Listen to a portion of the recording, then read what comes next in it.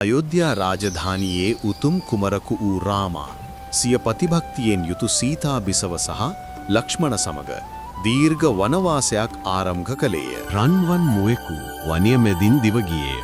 එහි දීප්තිමත් ස්වරූපය ගස් අතරින් දඟලද්දී රාමා සහ ලක්ෂ්මණ එය අදිෂ්ඨානයෙන් ලුහු බැන්දෝය. රාමා සහ ලක්ෂ්මණ රන්මුවා පසුපස හබා යද්දී මහා රාවණ රජු වෙස්වලාගෙන පැමිණ සීතාව සිය පියාඹන රථයෙන් රැගෙන ගියේය. රාමාගේ විශ්වාසවන්ත සහායකයා වූ හනුමාන් ධෛර්යයෙන් හා භක්තියෙන් මඟ පෙන්වනු ලබ සීතාව සෙවීම සඳහා සාගරය හරහා පැන්නිය. ඈත රාවණගේ උයනේ සීතා අශෝක ගස් යට හිඳගෙන සිය ස්වාමියාගේ ගැලවීම ගැන සිහින මැව්වාය. විශ්වාසයෙන් හා එක්සත්ව රාමාගේ හමුදාව ලංකාවට ළඟාවීමට සාගරය හරහා පාවෙන ගල්වලින් සෑදූ පාලමක් ඉදි කළේය. රාමාගේ සේනාව රාවණගේ බලවත් හමුදාව සමග ගැටෙන විට මහා සටනින් ලංකා දිවයින කම්පා විය.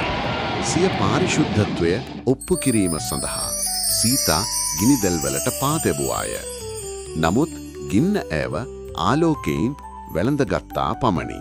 අවසානයේදී රාමා සීතා සහ ලක්ෂ්මණ යලි නිවසට පැමිණි අතර අයෝධ්‍යා වැසියෝ පහන් දල්වා ප්‍රීතියෙන් ඔවුන් පිළිගත්තා.